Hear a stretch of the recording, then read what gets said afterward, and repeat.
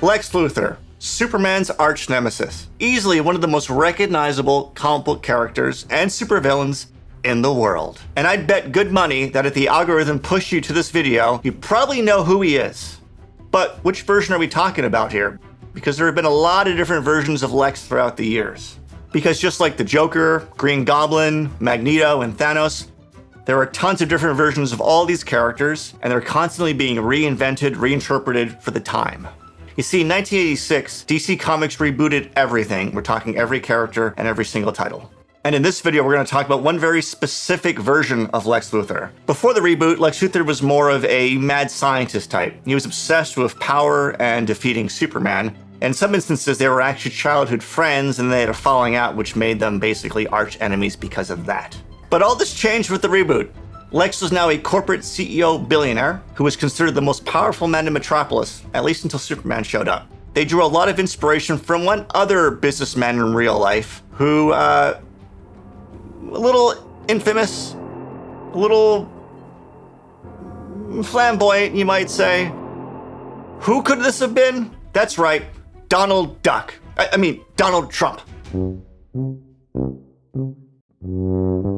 Now, I'm pretty sure that even if the algorithm didn't push this video to you, you probably know who Trump is. And more than likely, I'm willing to bet you have a very strong opinion about this human. How do I feel about him? I think it's pretty obvious. I think he sucks.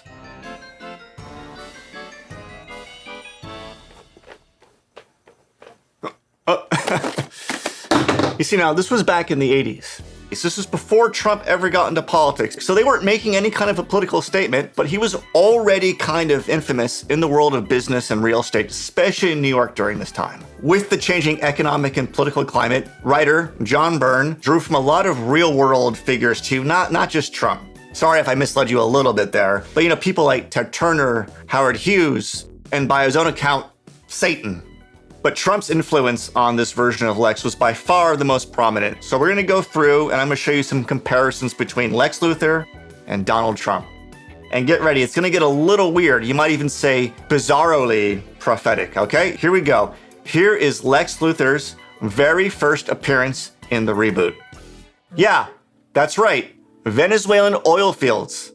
Lex is bragging about his oil fields in Venezuela. This is a comic book that was written 40 years ago, and they kind of predicted what was going on today. I mean, he didn't exactly predict it because Venezuela does have the largest oil field reserve in the world, so it's not too far out of the question that it's a coincidence, but it's a pretty crazy coincidence, right? And I mean, it's not like anyone would ever start a war just over oil, right?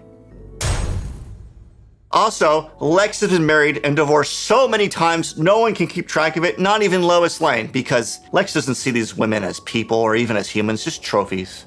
He just likes putting his name on as many things as possible, whether they be buildings, products, memorials to former presidents. You get the idea. And he's so rich, the law no longer applies to him. He can do whatever he wants and not suffer any consequences. That is until he meets the one person he can't buy or bully into submission, Superman. In their first encounter, Lex arranges to allow a group of terrorists to come on to his yacht for a party and take all his guests hostage. Now, he could have stopped it at any time, but he wanted to test Superman. And when Superman performs to his satisfaction, he tries to put him on retainer. He tries to buy him. But Superman, of course, says no.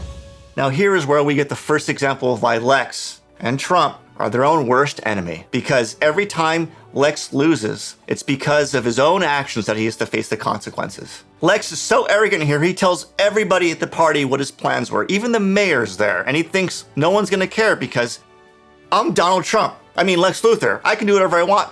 No repercussions whatsoever. And the mayor's pretty pissed off by this revelation, so he gives Superman the authority to arrest Lex Luthor, and for the first time, he faces the consequences for his actions.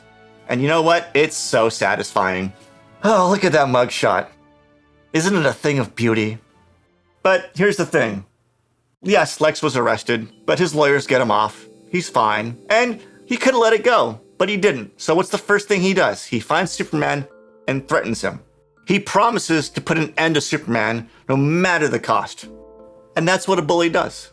When he finds someone who says no, they make all sorts of threats, whether it's physical harm, emotional harm, tariffs, even to former allies.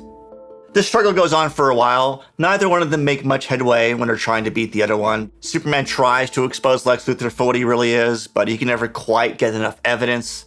Lex always finds a way out of it. He's always trying to defeat Superman, but Superman, of course, is Superman, defeats Lex every single time. This goes on for a while. And during this time, we kind of get a better sense of this Lex's backstory. In fact, this issue right here, the unauthorized biography, it looks very similar to another book that came out around the same time. Lex grew up poor, and he was a genius right away, and he basically sabotaged the brakes to his parents' car, and he took out a major life insurance policy. So when they died in a car accident, he got it all, and then he used that to start his corporation. So we see a character who will do anything to get ahead, to make even just a little bit of extra money, even at the sacrifice of his own family. For example, like burying your ex-wife on your golf course for tax breaks, something like that, you know? So Lex is pretty terrifying, and he doesn't have any superpowers except for his mind. He's considered to be the most intelligent human on the planet, and if you cross him, he will get you no matter what. But let's get to the craziest part of this video, because you see, in 2000, in the comics at least, Lex Luthor became president. And why does Lex become president? Does he want to make the country better? No. He's sick and tired of of Superman getting all the credit. People have Superman action figures. There's this attractive woman at a nightclub he's kind of interested in, but oh look, Superman tattoo. And the final blow to his ego, Superman gets to have meetings at the White House. So he runs just so he can one-up Superman. Now there's a theory that the reason why Trump even wanted to run for president in the first place was because Obama roasted him at the White House Correspondents' Dinner one year. Say what you will about Mr. Trump, he certainly would bring some change to the White House. Let's see what we've got up there.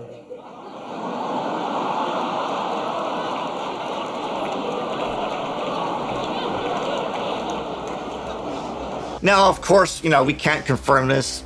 I don't think even Trump would ever admit that was the reason why, but we can draw the parallels here. And what does Lex do as president? He bullies people. That's what he wants. He wants to establish himself as the most powerful man in the world. He gives orders to government agents like Captain Atom, and they know these are wrong, unlawful orders, but they're so intimidated by the president they can't help but agree to them.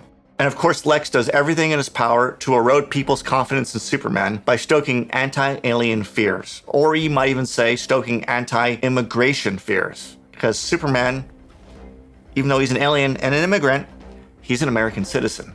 So Luthor is turning Americans against each other for his own personal, political, and economic gain. Fortunately, Superman and Batman, along with the help of a few other allies, are able to defeat Lex Luthor by exposing the truth. He's been working with an alien tyrant by the name of Darkseid. Who's Darkseid? Well, let me show you a picture of him. Oh, sorry. Wrong picture. This is the real one. Sorry, wrong one again. This is the actual one, I promise. Yeah, that's him. Basically, he is the embodiment of pure evil and tyranny in the DC universe. So, because Lex Luthor is compromised by a foreign power, he is removed from office and goes on the run. Earth is saved. Oh man. If only it was that easy in real life. Now, the comparison between Lex and Trump isn't exactly perfect. For one thing, Lex is actually competent. Again, he is considered to be the most intelligent human on Earth. Only a 12th level intellect has the slightest hope of surviving what you are about to experience.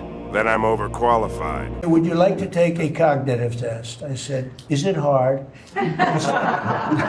They said, yes. I said, well, I'm a very smart person. There's this alternate timeline story called Red Sun where Superman lands in Soviet Russia instead of America. And in this, he ends up becoming the leader of the communist country. And because of that, America goes into an economic depression. But when Lex, who's a bit more of a good guy in the story, becomes president, he immediately turns America around, defeats Superman and Brainiac, and ushers in a worldwide utopian society.